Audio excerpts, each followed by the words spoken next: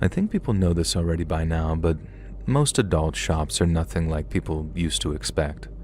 I mean, sure, I'm sure they started out like that.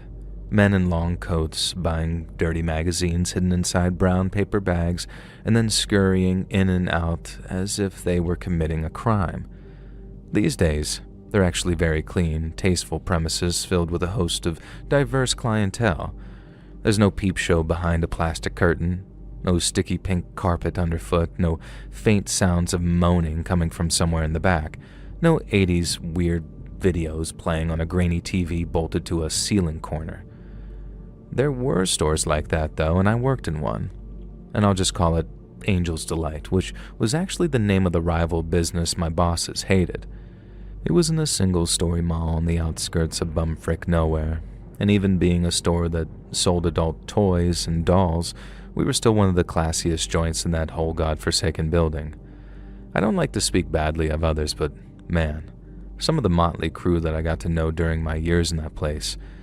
There was the tattoo artist who I'm convinced could have made a stick figure look like complete crap, and there was the piercing store that basically guaranteed a ride on the sepsis train with every ear piercing. The liquor store where, rumor had it, the liquor was the least intoxicating thing they sold. Then there was the inexplicably high-fashion boutique run by an elderly, very conservative couple who were about as fire and brimstone as you could really get. And yet, every Friday night, they'd come into Angel's Delight and buy some of the most specific adult films we stocked. "Just doing our part to get this smut off the streets," the husband would say to me every single time while the wife clicked her tongue disapprovingly. If it was really for that purpose, then tell me, why did they only rid the streets of adult films that featured a very specific whole, a very specific racial combination, and came from a very specific production company whose movies had a serialized plot? Maybe they watched it for the articles. Genuinely, I heard about the articles so many times that I lost count. And my dude, I work here. I don't care. I'm not judging you. Hell, if you didn't slither in to buy hardcore adult mags, my bosses wouldn't be able to pay my wages and I'd have to take out student loans just to get through college. And that's why I was working there. I'd attended college for 1 year, and the crushing anxiety of even a partial student loan for that 1 year had led me to put school on hold and spend a few years working to earn enough to pay the rest of my way through. Adult shop manager was far from the only job I could find, but comfortably the best paying prospect I had. You'd think that a position in a shop like that would be easy to fill, haha, but when I first got the job, my bosses told me that I'd been only the second applicant. When I asked about the first, all they said was that some people were such big freaks that they could even scare away the hardcore fantasy crowd, and I didn't ask any further questions, just sort of snapped up the opportunity. And after a few years there, I was genuinely considering whether I wanted to go back to college or if I should focus on this career in this industry. Things are really going to pop off throughout the 2000s, my bosses said in 2002. Things were really looking positive for the brick-and-mortar adult shop field. And yeah, I'm glad I decided to go back to college the following year, and the event I'm going to tell you about played a big role in sending me running back to academia. It was an entirely unassuming fall Friday at the mall, a couple of hours from closing time, and we stayed open later than most stores due to the nature of our business, and other premises in the mall had already shut their doors for the night. Mr. and Mrs. Fashion Boutique had already been and gone with their latest VHS acquisition. The day was winding down nicely, and like I said, most of our customers kind of snuck quietly into the store. Not this guy. The front door came flying open with such force that I discovered that it had permanently broken the chair of the little bell that hung above it, and that was the least of my worries, though. The guy came sort of stalking through the store. He was tall, really tall, easily 6.5 feet tall, but he wasn't big. He wasn't muscular or broad, just very lanky, not really imposing or anything, kind of gangly, and if he hadn't burst in like that and stormed toward the counter, I wouldn't have thought anything of him. Instead, I had to, because he got all up in my face, slamming down a brown paper bag he jabbed toward me with his finger.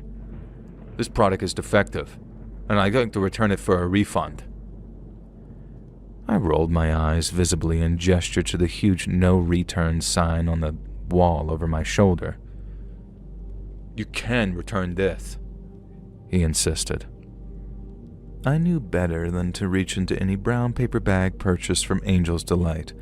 The bosses told me how some frat bros would try to return their used adult toys as a prank, and to this day I don't know if this was a joke or an urban legend or what, and it's never happened to me, but I'd be damned if I was going to risk touching anything that had been in anyone else. What's the item?" I asked. "Can you remove it from the bag?" The guy sighed theatrically and took the product out of the bag. I didn't recognize it immediately, but he flipped the box over and I saw that it was an inflatable rubber mask. Kind of like a GIMP mask, but made of stretchy latex rubber. A hose ran from the mouth hole to a pump and the mask could be inflated while being worn. I had no idea when this item had been purchased. We'd had one in stock ever since I'd worked there, and at some point in the last few months it had been sold when someone else was on shift. I knew it had to be over a week ago because I noticed it was gone from the wall by then. "What's wrong with it?" I asked. The guy fumbled with the box, not out of embarrassment, I don't think, but anger. He pulled the rubber mask out, the hose flapping against the counter, and he held it up. "It's torn. Look," he said, and there was a tear at the neck, as if the material had sort of corroded. Hell, maybe that's exactly what had happened. I know rubber and latex expire after a while, and the mask could have been ancient, just sitting on the wall since the store opened in the 80s. Might be entirely not this guy's fault, and his GIMP mask had unfortunately been defective. No returns absolutely meant no returns, though, even in a case like this, and the only way my bosses would have allowed me to refund a customer would have been out of my own pocket. And if you agree to no returns ever, then that means no returns ever. Why should I have to give this guy $20 plus sales tax out of my own hard-earned money? That's a shame," I said.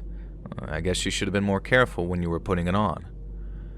And I know I was being a jerk, but I didn't like this guy getting all up in my face.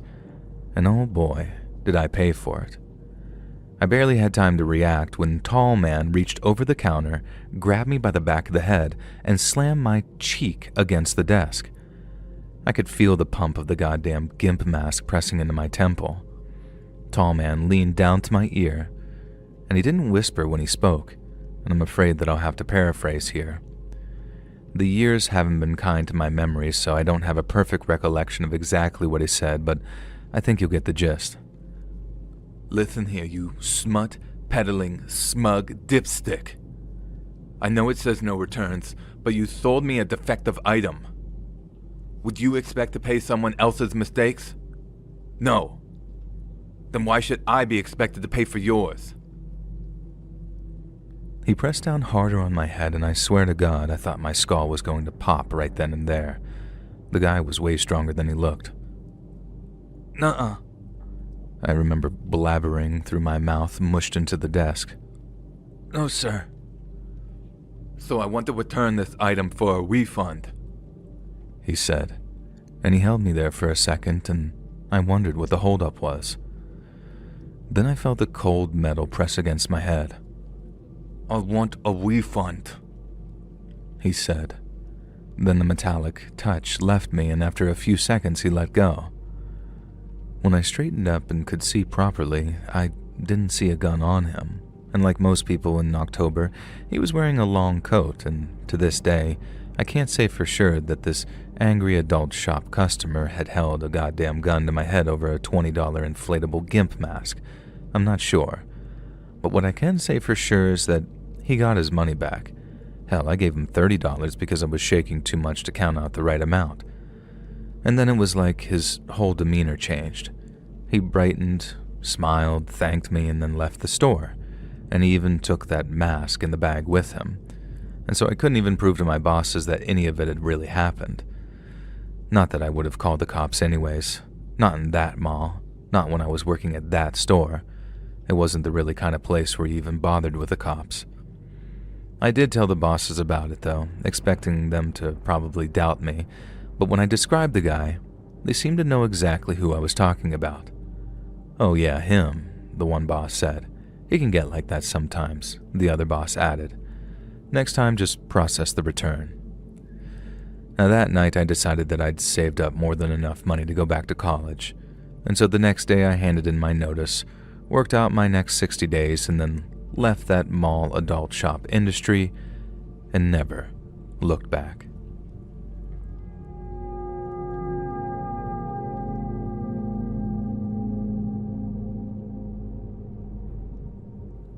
I'll get this out of the way up front. My name is Paul, and I was a mall cop. You'd think this would have been unbearable, but I served my stint as a security guard at a certain small-town mall in the 90s, so I'd left the job before the movie came out. I worked in private security now, but back then I was employed directly by the mall. It wasn't a huge mega mall by any means, but it had a couple of stores, about 20 stores in fact, and a food court, and a central fountain that the kids would throw coins into and make a wish. What this mall did have was a huge warehouse complex at the back. This is one of the big draws for businesses in the mall.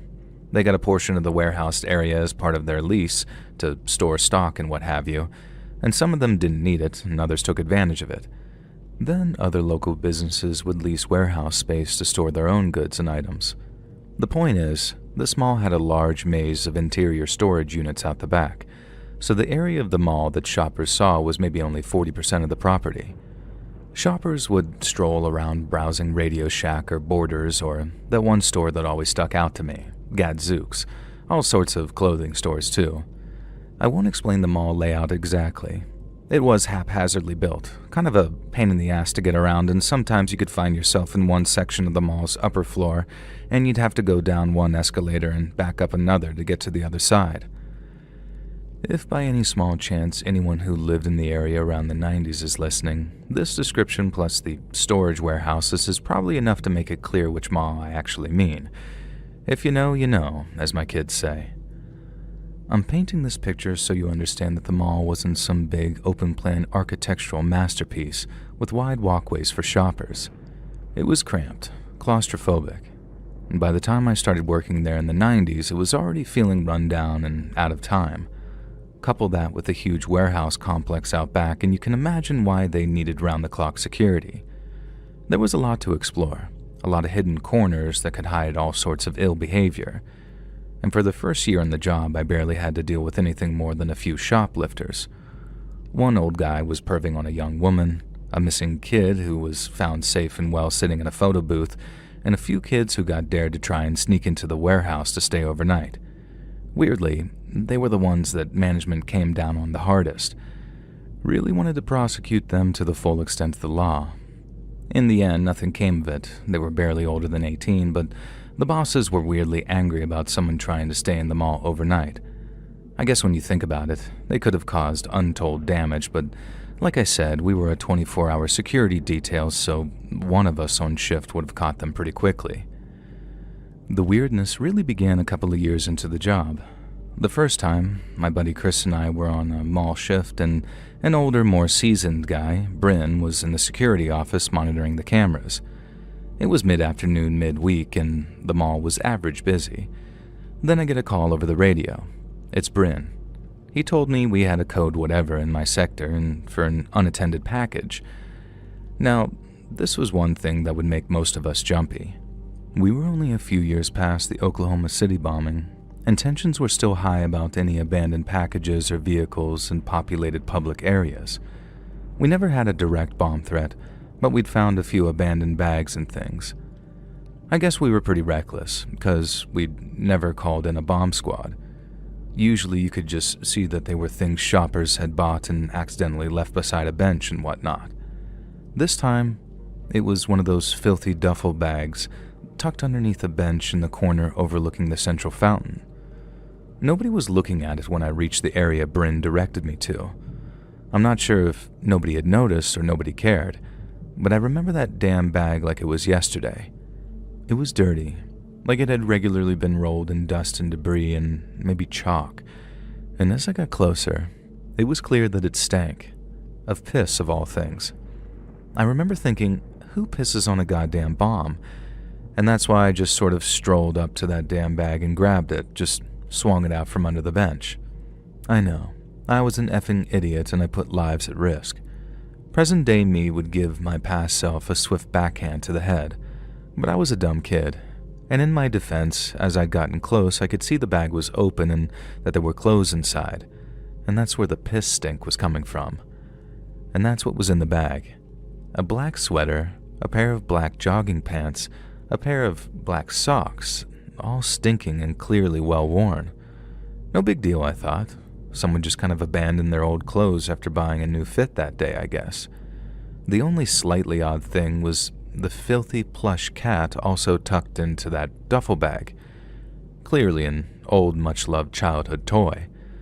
I don't remember much about it, to be honest, but at the time I just shoved it back into that duffel bag, a bit disgusted at the smell, and tried to push down any thoughts of what the cuddly toy might imply, or who it belonged to. I radioed Bryn that everything was fine. It was just a bag of clothes, and took it out to the dumpsters out back, making sure to thoroughly wash my hands afterwards. Didn't even get reprimanded for my reckless decision to grab a potential bomb. Nothing happened for a week or two. And then, like deja vu, I get a message over the radio again from Bryn about an abandoned bag. Don't be a dumbass with it this time, kid. He'd seen me swipe it up on the cameras, of course, so not much point in hiding it from him, and I confirmed that I would not. Went to the area that he directed me to, beside one of those fake plants in another forgotten corner of the mall, and sure enough, there was an identical duffel bag. This one didn't reek though, and it was clearly a newer bag, but aside from that, it was the same. This time it was more out in the open, so even though it was a bit reckless, I was able to approach and sort of peer into it without touching anything. Again, I know I was an idiot for not even calling this one in, but to my underdeveloped mind, I could see that it was clothes again, so it was going to be the same thing, and I was sort of right. There was no plush cat this time or toy of any kind. Instead, there were a few food wrappers, junk food that you get from a grocery store, sort of like Twinkies and beef jerky, that kind of thing, and some packaged goods. So either that was a goddamn weird coincidence, or the same guy had left the same generic set of clothes and the same brand of duffel bag lying around the mall twice in 1 month. Despite this one not being so foul, I still disposed of it in the dumpsters out back, and really thought nothing of it beyond mentioning it to Bryn and a couple of other colleagues. The next duffel bag sighting came only a few days later. This time one of the store workers had found it in a female dressing room, and by now, talk of the previous 2 duffel bags that I'd found had spread around some of the workers, which I guess is why they called this in. I remember talking to the girl who called it in. She was barely over 18, and she went totally white when I said that it could have been an explosive device. Hadn't even considered it. I acted all macho and sort of stern about it, like I'd been the picture of responsibility when I'd found mine. Yeah, not really. The girl had already opened the bag, so there were no surprises this time except for the smell. This one stank even worse than the first one. Really old, musty, rotten almost. Thankfully no piss this time, but that didn't make it better. The girl looked like she was about to puke, so being the gallant, manly security guard that I was, I took it off of her hands and, you guessed it, to the dumpster out back. This time I didn't even check if there was anything else in there besides clothes. I wasn't touching that crap. And so by now, we've had 3 abandoned identical duffel bags with 3 abandoned identical sets of clothes. I think it was Chris who first brought this up one day on break. And due to the job, it was rare for us to take breaks at the same time as each other, but for some reason that day, we were. "Maybe there's someone living in the mall," he said. He was joking, but I latched onto it, coming up with arguments about why that could be right, how it made sense, etc. In the end, I think Chris kinda got annoyed with me and left, telling me that I was some conspiracy theorist or something like that, and maybe he just didn't want to deal with the possibility. But no, hear me out. My logic went like this. 3 identical duffel bags, 3 generic identical outfits. 2 of them had clearly been dumped because they were stinking and old, and who knows about the middle bag. Maybe there was some damage to the clothes that I didn't see because I didn't exactly examine them or anything. Maybe the guy had crapped his pants that time, who knows? So I started putting together reasons why the details could be the way that they were. Because the guy was taking them out of the storage warehouses. They were stock from one of the clearance outlets in the mall. You know the type. Sells cheap clothing, bags, all that good stuff. So this guy was dressing in cheap clothing from the warehouse and, what, living in there? When I present it all like this, it makes me sound like some crack detective who worked this out in seconds, with one of those boards with red string and all of that kind of stuff. It wasn't like that. It took a few weeks for me to put all these pieces together. It's something I thought about absently from time to time, and during this period, a fourth duffel bag had been found in one of the men's public restrooms on the first floor. Nothing to do with me that time, but I heard about it from the guy who found it, and this time it had been found emptied all over the ground, the contents kind of just strewn about. The theory was that someone else had found it before us and gone through it to see if there was anything worth stealing. Hell, maybe there had been, but I don't think so. It was just the old clothes or more perishable food wrappers. My chance came a few weeks later. It was my turn to switch with the night guys, and I liked the night shift. I was just coming out of a bad breakup at the time, so I liked the silence, the time to think. I've always been that kind of person when there's badness afoot. I like to be by myself, kind of lost in my own head, and I have a couple of creepy hiking experiences because of this that I might send in one day, who knows. And so I was glad that I had the night shift because I needed the space for my head, but I also am glad because it gave me an excuse to poke around the warehouse unimpeded. I tried to bring it up with colleagues in the previous weeks, but the senior boys in particular were very keen to dissuade us from poking around back there, and at the time, I started to entertain some really weird thoughts about it all, but later discovered that it was totally unconnected. Some local business that rented this space did so under the agreement that poking around wouldn't happen, and I guess that explains the haphazard security cam coverage in the warehouse areas too. Certain areas, especially inside Warehouse B, were complete camera blind spots for the most part. I had a pretty strong suspicion that the blind spot areas, and thus the areas my night shift led me to patrol the most, were where someone might actually be hiding. I've told events slightly out of order because I guess I have a flair for the dramatic, and in the weeks leading up to the start of my night shift, I'd become convinced that I was seeing things. Nothing wild, not talking or creepypasta tier, just obvious things. Glimpses of black-clad men carrying that specific black duffel bag, always blending into a crowd or disappearing around a corridor. People whose faces I could never get a full look at, who always seemed to be deliberately keeping just out of my reach. But at the time, I knew that I'd look like a nut job if I pursued that, or even told anyone. Hell, maybe in the years since I've built it up in my head and remember it happening more often than it did, but it's enough that even looking back now, it gives me, the grown-ass man who's worked some tough security jobs, the shivers. There was something about the shapelessness of it. The idea that someone wearing black was sneaking around the mall, my mall, even though they hadn't done anything bad except for leaving stinking clothes around. Well, not yet anyway. So, first night shift, I almost ran to the Warehouse B route in eagerness. Dumb, I know, but when I got there, I kind of paced myself, started walking the route normally. The warehouses had lights, and we were allowed to have them on during patrol, so it wasn't some sinister pitch black walk through the dark, or at least it wasn't meant to be. I walked the route, probably whistling, trying to look like a picture of doesn't care to who, no idea, and this area wasn't even covered by cameras. But then I started looking a little closer at things. Just take a look, I thought, you know? And I remembered this shelving unit belonged to one of the clothing clearance stores, and I figured that it wouldn't hurt to double-check the boxes, you know, that kind of thing. Like I was trying to convince myself in my own head that I wasn't investigating the idiotic idea of someone living in the back corridors and hidden corners of the mall, because obviously that wasn't happening. How could it have been? Why would someone? But then, I found the nest. Yeah, okay, it wasn't a nest like that, not some creature's lair, but it was a collection of boxes on a huge bottom shelf that had been opened and taped together to form a kind of tiny room. It was barely disguised, and I have no idea how anyone missed it before I found it. To this day, there's a tiny part of me that suspects that he wanted to be found, and specifically by me, because I had been the one to find his first duffel bag.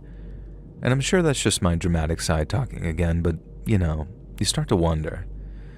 As mall security, we had these extendable baton things, and I never had a cause to use mine for violence, and I hope that night wouldn't change that. But I had been waiting for an excuse to extend it with a whooshing wrist flick motion in the line of duty, which I did at that moment, or at least tried to. Of course, that's the time that it didn't work properly and the baton got stuck and I had to extend it by hand, and I'd shown that move off to buddies God knows how many times, and the one time I finally got to use it, I fumbled it. So I approached this obvious nest of boxes. Of course, I didn't know what was inside at this point, just that it was a bunch of boxes taped together, and I could see an opening in a space beyond. "Hey, anyone in there?" I called out. "Mall security. I'm giving you one chance to come out with your hands up." I don't know why I said "with your hands up." We didn't carry guns. It just sounded like something I should say. "Yeah?" I called out, or something else, and there was no movement from inside the box, and I reached forward with my baton and parted the flap that served as a door. And holy crapola, the stench. It was honestly like chemical warfare. Jesus Christ, and until that point, I'd had no idea that the simple odor of the human body could end up being that foul. It wasn't soil from a human or anything like that. It was purely the stench of human existence. No wonder this guy, and it obviously was this guy, kept disposing of his bags of clothes. There was a bundle of generic brand sleeping bags in the nest, one clearly slept in and the others used for padding. I mean, the guy had access to all of this backlog stock, so why not?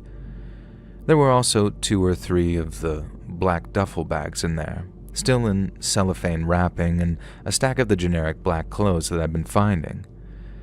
I backed up a little bit and assessed my surroundings, trying to place which store this particular area of storage belonged to. And then things clicked into place.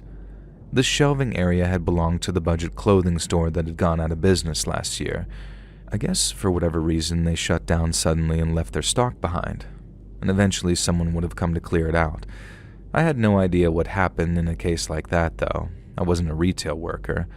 I do remember that around then it was unusual, but not unheard of, for a store to suddenly shut down. And clearance generic brand clothing sold cheap. You don't have to be a genius to connect that kind of store with sweatshops. So who knew what possible reasons could have led to a shutdown and abandonment of stock? Now, leaning back in, covering my nose, I tentatively peered into the den that my squatter had been inhabiting. Nothing else really identifying or interesting, and I figured that we'd have to call the cops to report an intruder, and they could go through this little living area and the warehouse overall and search for any identification or evidence of wrongdoing besides breaking and entering. I was a security guard, not a detective, and it wasn't my job to investigate the crime, just to stop it from happening. It felt like an anticlimax, but I was relieved to finally have the matter taken out of my hands.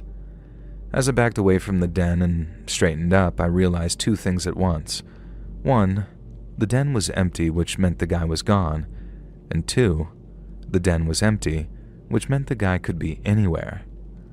And I fumbled for my radio, dropped the freaking thing because of course I wasn't acting like the manly hero I'd always pictured in those scenarios. Then, when I was sure the brick of a unit wasn't broken, I radioed through to the security office. One of my favorite colleagues was on that night, and she was a motherly figure who brought in home-baked goods, and we all affectionately called her Mom. I can't even remember her real name, to be honest with you, and how she ended up in mall security was something I'll never figure out, but of all the senior guards who could be working the cameras on any night, having Mom there was a particular reassurance. I realize now how weird it must have sounded to be overheard saying, "Mom, I think there's a guy down here," into the radio. But it was the squatter guy who would have heard me, so screw him. Naturally, she radioed back asking me to confirm just what in the blue blazing hell I was talking about and whether I was okay. I didn't even have time to reply when, and I swear to Jesus Christ Almighty above, the lights for the entire Warehouse B building went out. Boom. Total pitch black darkness. And this wasn't something that often happened. There was no fancy timer, no famous generator problems. If the lights went out, it was because someone hit the switches. My mind didn't run through the usual "I'm being pranked" nonsense. The nest, the duffel bags, they were not a prank.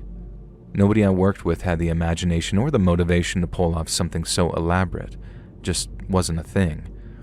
So the only explanation I even entertained was that the guy who had been living in the mall was still in the warehouse and had just shut off the lights. Thankfully, we carried flashlights on the night shift, and I tried to get mine off of my belt just as, and I swear to God, I heard footsteps pounding across the warehouse floor. Running footsteps coming directly at me. Fast. The light switches weren't far from where I was. I got my flashlight up just in time to see someone wearing black, a scrawny figure charging straight at me. He barrels into me at just the wrong moment, catching me perfectly off guard so that I fell right backward, slamming against a shelf. I heard him mutter something, saw him stumble in the waving beam of my flashlight, and then just take off down the aisle. God damn it. What should I even do, I thought. I wasn't paid nearly enough to get murdered on the job, but my pride had been hurt, and my shoulder. So, I got up and ran after him as I radioed to Mom, panting out what details I could, getting frustrated as she kept asking me to repeat things. The guy seemed like he was darting down corridors in the dark, and I was barely keeping up with him using just my flashlight. In the end, I just yelled for Mom to call the cops to the warehouses, now, and drop the radio so I could run faster. For a moment, I lost him. Then I heard a door slam somewhere down a corridor and knew where he must have been headed. There was a small complex of rooms between warehouses A and B, just a break room, a bathroom, etc., and I started jogging down there. And for all I knew, he was waiting on the other side of the door with a machete or a gun or even a fire extinguisher, and I probably didn't take nearly enough care as I burst in.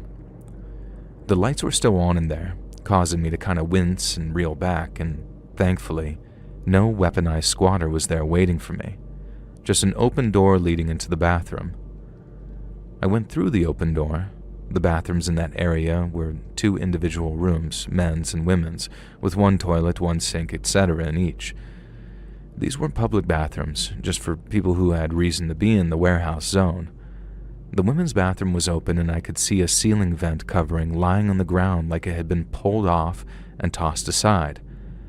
I stepped in and shone my flashlight up into that hole, and I thought I could hear the faint sound of someone crawling away through those vents, but maybe that was just my imagination. I was so fixated on the vent that it took me a moment to notice the writing in the mirror. Now, I can't say for sure that it was from this guy. It could have just been graffiti left by literally anyone at any time, but like I said, these were worker bathrooms, the female bathroom as well. Does that really matter here? I tend to think of women as just generally less likely to vandalize bathrooms, and if that makes me sexist, so be it. I just couldn't imagine anyone doing it in their own workplace. And on the mirror, in Sharpie, someone had just written the F word and eat poop. Not exactly written like that. Laid out exactly like that, with the F word on one line and eat poop on the next. I remember the exact wording to this day, and to this day, I have no idea if our guys sharply simply just didn't work for the word off after the top line, or if he wrote exactly what he meant to write. Sadly, I can't tell you that I pursued him into those vents like some action hero, or Batman, I guess. Absolutely not. Sorry, I wasn't about to die in a vent in my 20s for an almost minimum wage security job. I'm not die hard. And I waited for the cops, who showed up very shortly after. Now I'll rush through what happened next. Basically, the cops investigated, and we had, indeed, had a squatter living in the mall. He hadn't limited himself to his den in that warehouse either. The cops, management, and us guards found at least 4 other areas around the mall, and only one of them was in the warehouse. The others, well, we'll just say that he got around the whole complex. It was an old maze-like building, as I said earlier. not all that hard to get lost in the corridors and maintenance closets and the vents and the gaps between stores. In every little nest that he had, we found duffel bags in the same black outfits. We never found any boots, though. He'd been wearing heavy boots when he charged me, and I remember those thundering footsteps. I guess his boots meant something to him, so he never changed them. But the clothes, yeah, just these basic black garments. And trash, loads of food wrappers from stuff that he'd stolen from the warehouse and eaten. Nothing really nutritional, and he must have been in terrible health by the time I chased him off. And we really found nothing else. No sort of manifesto, no sinister plans, no other writing, no ID, no personal belongings. But I always remember how in that first duffel bag, there was that one dirty plush cat. And had I thrown that guy's one beloved possession into the dumpster out back? And is that why he told me to F off and eat crap? And that phrase became a running joke around the security guards for a while, until, like all things, it eventually fizzled out. It was kind of just easier to focus on that than consider how incredibly creepy and unsafe it was that someone had been living in the walls of the mall for who knows how long. Probably the same reason management was very focused on keeping it covered up. I never found proof that anything truly terrible had happened, but of course the vents and crawl spaces had access to the bathrooms and the private and public ones. There were dressing rooms, all sorts of places for someone to hide, and if they were so inclined, he might even watch. We all publicly agreed that it was better to just not know, as long as he never came back, and you can believe security was pretty tightened up, at least for a while. I left the role about 18 months later, and by then, things had calmed down somewhat. But those of us who had been there at the time still talked about that shadow in the walls, so I really don't have any definitive conclusion about who this creepy, stinky guy was that knocked me over, and I know that's pretty disappointing, but I do know who he was, sort of. As about 10 years later after I left that job, I was in a very different place and position in life. I was in a relationship with someone who would later become my wife, and she was also from the same town. We'd grown up together, but not together, if that makes sense. The kind of relationship where you meet later in life and remember each other. She knew about that mall shadow, obviously, and many of the other bizarre stories. But this one had always stuck with her because she'd been to that same mall many times. Even though we lived across the country by that point, my wife, though we weren't married yet when this happened, still got our local weekly paper mailed to us by her mom. It was sort of a cute thing, but now I kind of wonder if her mom did it purely for this purpose. There was a story a few pages in about a man who had been arrested. His charges were stalking, harassment, and conspiracy to kidnap. He appeared to be an unhoused individual and had been living pretty rough, while repeatedly stalking a handful of women in the area. This time, when they picked him up, they had found a manifesto. According to the newspaper report, it was a notebook that he had just filled with scrawlings about one unnamed young woman in particular. I couldn't find any more about the case online and never really have, even in the years since, and I guess the charges were eventually dropped, or maybe he died or something. He looked very sickly in his mugshot that they printed out, and I only saw his face once, in a sort of frantic flashlight all the way back then, while he was charging at me, so I can't be certain. But I know that was him. That was the guy who had been living in those dens throughout that goddamned mall. And it just goes to show you that you really never know who's out there.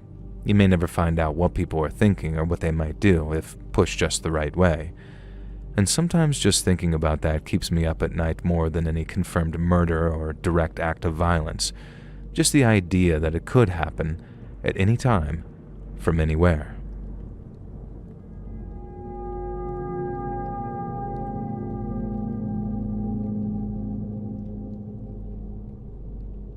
So just for clarity, I'm British, and I have a bit of an unusual job. I go from place to place, usually at night, all around the country, fixing vending machines, jukeboxes, and arcade cabinets. My company hires and trains people to fix any of these devices that someone might rent for their public space.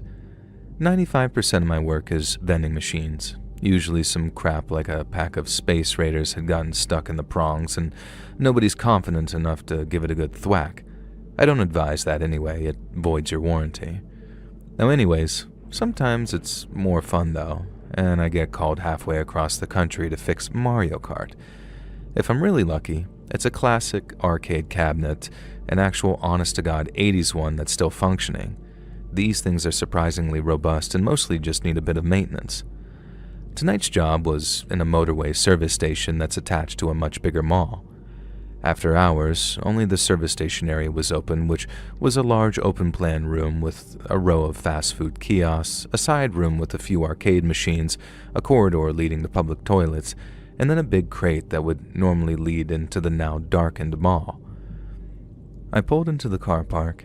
The huge unlit mall loomed over like a squat brick house, and honestly, the lights of the service station area were really welcome at that point. I'd been driving for hours, I was frazzled and craving a cup of garbage vending machine coffee. The car park had a few vehicles in it. I grabbed my bags out of the back of the van and headed into the service station. It was warm and smelled of McDonald's, very lush. My stomach rumbled, but the rule is no food until after I'd done the job. I grabbed a cup of black coffee with 2 sugars from the vending machine and headed over to the job, which in this instance was a 2-player Mario Kart arcade GP cabinet. One of the seats had come loose and one of the wheels had some drift to it, so I just needed to do a bit of maintenance. I got the job done in half an hour, quicker than I'd anticipated, and I'm pretty single-minded, so I hadn't really taken in my surroundings until this point. I guess I'm not one of those constantly hyper-aware true crime buffs who sometimes write in, who assess every possible threat. There were 3 fast food kiosks, which seemed to be staffed by just one person, a bored-looking middle-aged man with tattoos running up his gloved arms. In the back corner sat a group of people in hoodies who I guessed were teens, and then at a table in the middle sat 2 women, maybe early 20s. They seemed nice, so I smiled and nodded to them and then headed over to grab my usual filet-of-fish meal order. Yeah, I'm the one who orders that. I got the food from the grumpy fast food worker, sat down, and began chowing down on my fries. I was about halfway through the meal when the group in the corner got up from where they'd been huddling. When they stood, I could see that they were all decently tall, except for one of them who was particularly short. Nothing unusual, just notable, and made me doubt that they were actually teenagers anyways. My heart fell when I saw that they were all wearing masks. Again, nothing ridiculous, just scarf-type masks pulled right below their eyes and hoodies pulled down low. You know, the usual picture the British tabloids paint of knife crime hoodie youths. In my experience, though, that's mostly scaremongering and bluster, so if anything, I thought this was a wind-up. At least I really hope so, as the group of 4 made their way over to my table. They stood there facing me, no speaking, nothing. "Can I help you, fellas?" I asked, and I was trying to sound polite and not rattled, and I'm not exactly some weakling, but I'm not eager for a fight either. I was trying to catch the eye of the girls at the center table to see if they were in on it or anything, and the hoodie gang stared at me. Then one of them lunged forward and shoved the table. Not hard, but enough to try and make me jump. Absolutely classic school bully behavior. "All right, lads. I'm just trying to wind down after work. Don't want any trouble. Be on your way now." I thought I heard one of them giggle, like that was hilarious. Idiot. The one who shoved the table leaned in and said, "You got a problem, mate." He hissed. Oh, okay. They were angry little lads with something to prove. "No, mate. Just trying to eat my burger." "No, mate. Just trying to eat my burger," he echoed. Just trying to eat my burger," one of the other tall ones said. The third tall one slammed a gloved fist down on the table, and my drink toppled over and I caught it before it could hit the floor. "Come on, lads," I said. "It's not worth it, is it?" I hadn't noticed the short one circling around behind me while the others distracted me. Hands fell on my shoulders. "Not worth it." And the voice was quiet, and I couldn't tell you if it was a girl or a little kid, and my gut says that it was probably a kid, maybe both. Probably why I didn't immediately respond with a swift over-the-shoulder elbow. "All right, forget this," I said, standing up. The hoodie behind me had to jump backward to avoid getting hit by the cheap service station chair. I grabbed my bags and made my way to the entrance, and of course that gang followed me.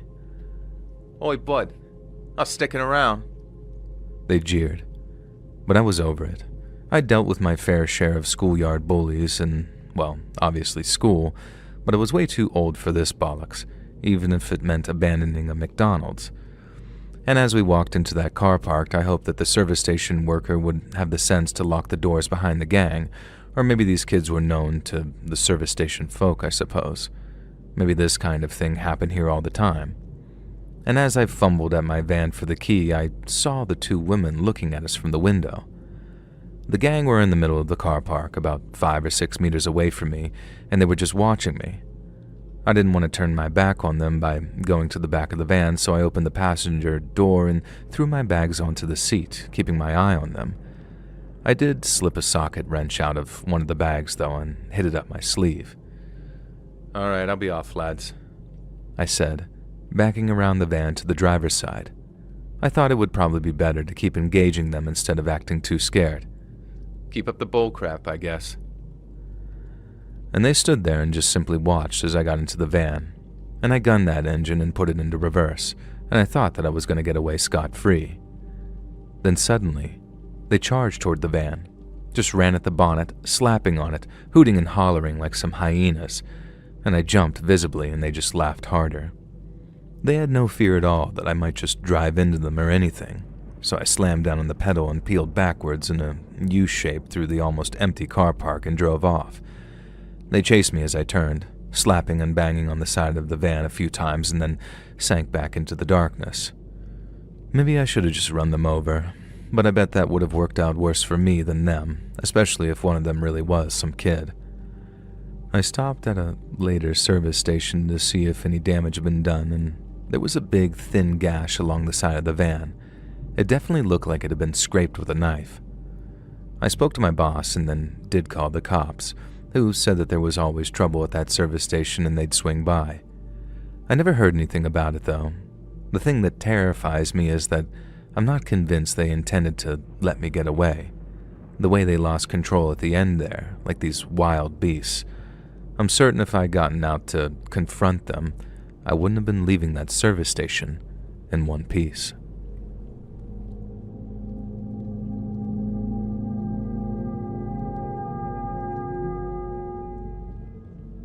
I live in a country where certain bad things are even more taboo than they are in the West.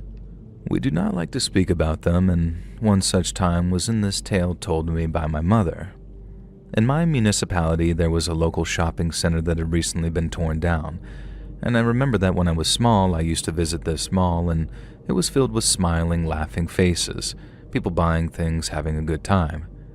I remember there was a food court on the bottom floor with all sorts of sights and smells that captivated my young mind, cookies baking in a kiosk that smelled delicious, and cuisine from all over the world. I loved going to that mall, running about and looking at all the stores, and I recall this huge spread of goods and services, from colorful children's toys to beautiful clothes we dreamed of wearing someday. And to me as a child, this mall seemed like a magical wonderland, and trips there with my mother, father, and siblings or with friends and their parents were always very special and happy times. Now, when I was about 6, we were told that the shopping center would be closing down, and I remember crying. I knew my father worked there, and I believed that the mall closing would mean that he would lose his job. But no, he did not work for the mall itself. He was the manager of a chain store inside, and he had recently been promoted anyway. I soon forgot about my sadness, the mall, and moved on to other things as I grew up. It was only years later, returning home to visit my parents and seeing the news of the center's final fate, the demolition of the long-abandoned building, that I learned the true story of the mall's closure. It happened in the summer, shortly after the mall had closed to the public for the night. This shopping center was small, but very tall. There were perhaps 6 stores on each floor, with the food court taking up almost all of the bottom level. The next floor held toys and electronics and fun things, and above that was clothing and home goods, and finally on the top floor, some office space and a single stationery store I remember finding sort of exciting. The center of the shopping mall was open to the skies with a large sculpture roughly in the middle, and on a bright day, the sun would catch the sculpture just right, casting a sort of rainbow effect. And because of the dizzying height and the open design of the central column, each floor had strong reinforced glass to prevent anyone from falling to their doom. And I remember looking through the glass on the top floor, not even tall enough to look fully over the side, sort of craning my neck to try and see all the way down to the bottom. Of course I couldn't, but I remember that the balcony's walls were higher than my head, so they must have come up to about chest height for an average adult man. The store my father managed was a sort of menswear shop on the third tier. That summer, the company he worked for had recently collaborated with a notable fashion designer, and a product release party was held in his store. It was just a small affair with a handful of fashion journalists and photographers and a select group of customers invited for early access to the products. And that's why there were maybe 15 people in my father's store that evening after closing time. My mother cannot explain why she stepped out of that store at that moment. She recalls needing some air, but she's never been the type to need some air. She says that she's been outside no more than a minute when the body fell from the sky. He was not close to her, but rather directly opposite across the central opening of the mall. A man fell seemingly from nowhere. He was wearing a brown business suit, and as he fell, his jacket flapped like wings and his tie cracked almost like a whip. About 3/4 of the way down, one of his shoes came off and veered off course, perhaps from the flailing of his legs. His face showed first shock and then terror, and then he vanished from my mother's view. He didn't scream, and my mother made a point of this to say that the man didn't yell, cry out, or scream. He just uttered no sound at all. Then he hit the ground, a hard, solid floor from a great height. My mother won't say more about what followed, but I do know that when a body falls from that height, it is no longer a body when it hits the ground. And I know that what remains spreads out so far and wide that it's easier to close down a mall forever than try to clean it all away. And that is not the only reason that the mall closed forever that night. The man who fell was the proprietor of the mall itself. Apparently, the mall had been suffering from severe financial difficulties, and the management company was on the verge of bankruptcy. What this would have meant for the mall or for the stores operating within it, I'm not sure. It was deemed a terrible accident that the mall's proprietor fell from the top floor, over a chest-high balcony railing, on a night when the mall should have been closed but wasn't. Perhaps he forgot that and was leaning over to adjust or clean something when he slipped. Perhaps contrary to what authorities believed, he was not alone that night. Or perhaps something else happened, deliberate and personal. But out of respect for the deceased's family, in a place like the one I grew up in, when a tragedy like this occurs, you learn what is and isn't okay to speculate about. All that's left behind is an abandoned building, now reduced to rubble, and the memory of the man who fell from the sky. Hey friends, thanks for listening. Click that notification bell to be alerted of all future narrations. I release new videos every Monday and Thursday at 9 p.m. Eastern Time. And there are super fun live streams on Sundays and Wednesday nights. If you got a story, be sure to submit them over at my email at letsreadsubmissions@gmail.com, and you might even hear your story featured on the next video. And if you want to support me even more, grab early access to all future narrations and bonus content over on Patreon, or click that big join button over here on YouTube to hear about the extra perks for members of the channel. And check out the Let's Read podcast, where you can hear all of these stories in big compilations located anywhere you listen to podcasts. All links in the description below. Thanks so much, friends. And remember, Slay Queen.